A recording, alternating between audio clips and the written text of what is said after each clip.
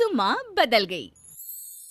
कहानी उस घर की है जहाँ बहू और बेटी को एक माना जाता था, लेकिन फिर अरे शिखा बेटा, तू रसोई में क्यों घुसी रहती है? जा, रोटी मैं बना लूंगी। नहीं नहीं माँ जी, आप बैठिए, बस सारा खाना बन ही गया है। श्वेता को बोल देती हूँ, वो खाना लगा देगी सबका। सॉरी भाभी, मेरे पास वक्त नहीं है। माँ, मुझे पैसे देना, पार्लर जाना है। हाँ हाँ चली जाना, भाभी को भी ले जाना। वो भी जाने को बोल रही थी पार्लर, पर पहले ना मदद कर दे उसके खाना लगाने में। देख माँ, वो बहू है, उसे बहू रहने देना, इतना सर पर मत चढ़ा भाभी को। श्वेता, ज्यादा मत बोला कर। बहू और बेटी में कोई फर्क नहीं होता है। जा जाकर काम कर। ननद को माँ का भाभी से इस तरह प्यार करना बिल्कुल अच्छा नहीं लगता। वो बार बार किसी न किसी तरह माँ को भाभी के खिलाफ भड़काती रहती, लेकिन कोई फायदा ना होता। एक रोज, अरे बेटे किशन, जा बहू को कहीं घुमा कर ला, सारा दिन घर में काम करती रहती है। हाँ हाँ माँ, हम लोग जा रहे हैं ना गोवा। अच्छा जी, भाभी ने तो हमें बताया भी नहीं। वैसे तो सारी पंचायत करती है, ये गोवा वाली बात क्यों छुपा गई हमसे? अरे क्योंकि उसे खुद नहीं पता था बहन। मुझे टिकट सस्ती मिल रही थी तो मैंने बुक कर दिया। हाँ शिखा, पैकिंग कर ले, संडे हम जा रहे हैं गोवा।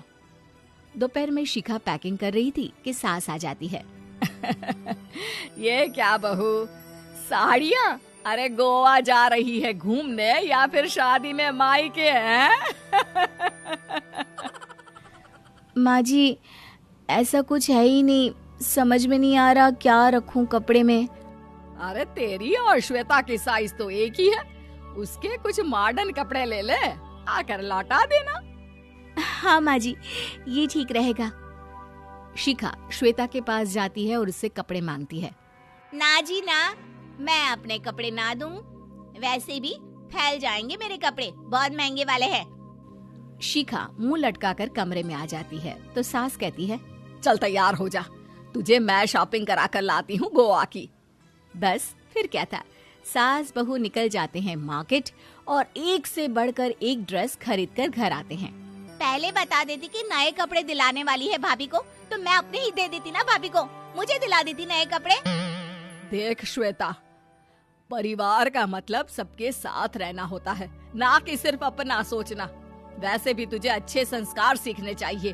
और रही बात कपड़ों की, तो शिखा, आज से घर पर भी तू मॉडर्न कपड़े ही पहनेगी। कोई जरूरत नहीं है ये साड़ी वाड़ी लपेटने की। अब क्या था, घर पर श्वेता और शिखा एक जैसे रहते। एक बार पड़ोसन आती है। अरे बेटा, अपनी माँ को तो बुलाना जरा, बात करनी है। शिखा सास को बताती है और रसोई में चली जाती है। ये आपकी बेटी बहुत बड़ी हो गई है, इसके लिए एक रिश्ता है, कहो तो बता दूं। ये बेटी नहीं बहू है, घर में सब एक जैसा ही रहता है। वैसे मेरी बेटी भी बड़ी हो गई है, कोई रिश्ता हो तो जरूर बताना। पड़ोसन रिश्ता लेकर उन लोगों के घर आती है। तब श्वेता की होने वाली सास कहती है, तो ये घर है, कितने मंजिल का है? और ये बहू ने आपकी क्या पहन रखा है, जीन्स टॉप? अरे भाई, साड़ी वाड़ी नहीं है क्या इसके पास? देखिए, सर्दी है तो साड़ी में बहू कैसे मैनेज करती, वैसे पहनती है साड़ी भी।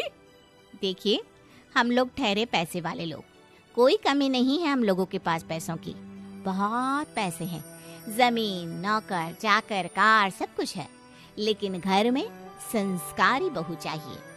समझ रही हैं ना आप? सास कुछ कहती कि श्वेता बोल पड़ती है, हाय रे, नौकर चाकर से लेकर जमीन, कार, पैसा, हाँ हाँ मुझे रिश्ता मंजूर है मुझे। अरे रुक जा श्वेता, मैं बात कर रही हूँ ना। देखिए, हम लोगों के घर इतनी आजादी नहीं मिलेगी।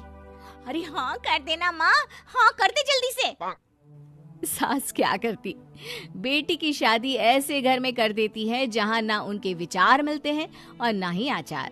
शादी के बाद एक रोज फोन पर, श्वेता बेटा, एक बार घर आ जा, बहुत दिल करता है तुझे देखने का। माँ, वो घर पर बहुत काम होता है, कैसे आऊँ? बड़ा घर है, लेकिन आने जाने वालों की लाइन ही लगी रहती है।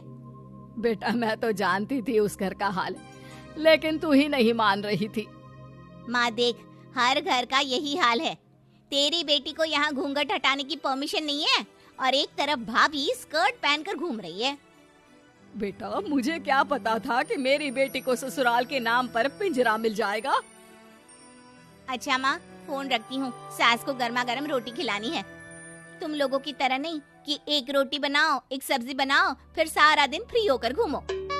सास फोन तो रख देती है, लेकिन सोच में पड़ जाती है कि एक तरफ बेटी जिसे कोई आजादी नहीं, वहीं दूसरी तरफ बहू जिसे देखकर लगता ही नहीं कि उसकी शादी भी हुई है। अगले रोज। शिखा, अरे ओ शिखा। हाँ माँ, क्या हुआ? कुछ चाहिए आपको? मैं जिम जा रही थी। जिम के कपड़ों में बहू को देखकर सास को घूंघट में अपनी बेटी का ख्याल आता है। देख बहू, घर में बहू की तरह रहा कर।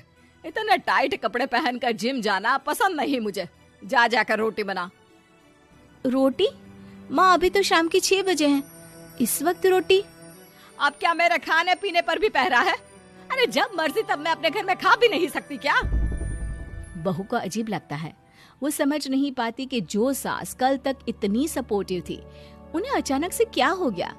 वो किचन में जाती है, गरम रोटी के साथ 2 तरह की सब्जी, रायता, सलाद सब लेकर सास के पास आती है। माँ जी, खाना। इतना सारा खाना? राक्षस समझा है क्या मुझे? रोटी मांगी थी मैंने गर्मा गर्म बस। पर माँ जी, रोटी खाती किससे आप? सब्जी तो बनानी थी ना। अरे भूख मर गई मेरी तेरी बहस से। जा जाकर काम कर, अंदर पूरी रसोई साफ कर। बहू अंदर चली जाती है। थोड़ी देर में श्वेता घर आती है। अरे शिखा जल्दी से चाय ला, पकवान बना, मेरी बेटी आई है। अरे नहीं नहीं माँ, ड्राइवर बाहर खड़ा है। मैं तो घर का कोई सामान खरीदने के बहाने यहाँ आ गई हूँ, मुझे जाना होगा। अरे बेटा, पर कितने दिनों बाद देख रही हूँ तुझे, रहने आ जाना 2-4 दिन के लिए। आ जाऊंगी माँ, जब मेरी सास मरेगी तब। मैं तो रोज मन्नत मानती हूँ कि मेरी सास मर जाए तो अच्छा है। अच्छा चल, जा रही हूँ माँ। हे भगवान, कैसे कैसे दिन देखने पड़ रहे हैं मेरी बेटी को। सास अंदर जाती है, जहाँ श्वेता की जिम वाली सहेली का फोन आया होता है। क्या बात है, आज जिम नहीं आई? अरे पता नहीं यार, आज माँ को क्या हो गया अचानक। पर खैर कोई नहीं, लगता नहीं कि मैं अब जिम आ पाऊंगी। शिखा स्पीकर पर बात कर रही थी, जिसे सास सुन रही थी। यार ये सास ना होती ही ऐसी है। मैं तो कहती हूँ बुढ़िया जल्दी मरे और तू आराम से जिए। शिखा को सहेली की बात पर गुस्सा आ जाता है। माँ के मरने की कौन सा बच्चा दुआ मांगता है मोहिनी? आगे से ऐसी बात मेरे सामने मत करना। हमारे घर की शोभा ही माँ है। क्या हुआ जो थोड़ी सख्ती दिखा रही है? उसमें भी कोई ना कोई उनकी भलाई ही होगी। मैं तो कहती हूँ भगवान मेरे जैसी सास सबको दे, जो सिर्फ माँ की तरह है। सास वाली तो कोई बात ही नहीं है उनमें। सास ये बात सुन रही थी। उनकी आंख में आंसू आ जाते हैं कि क्यों वो बेटी की किस्मत में बहू को भी भागीदार बना रही थी। शिखा, अरे ओ शिखा, क्या हो गया? जिम नहीं जाना क्या?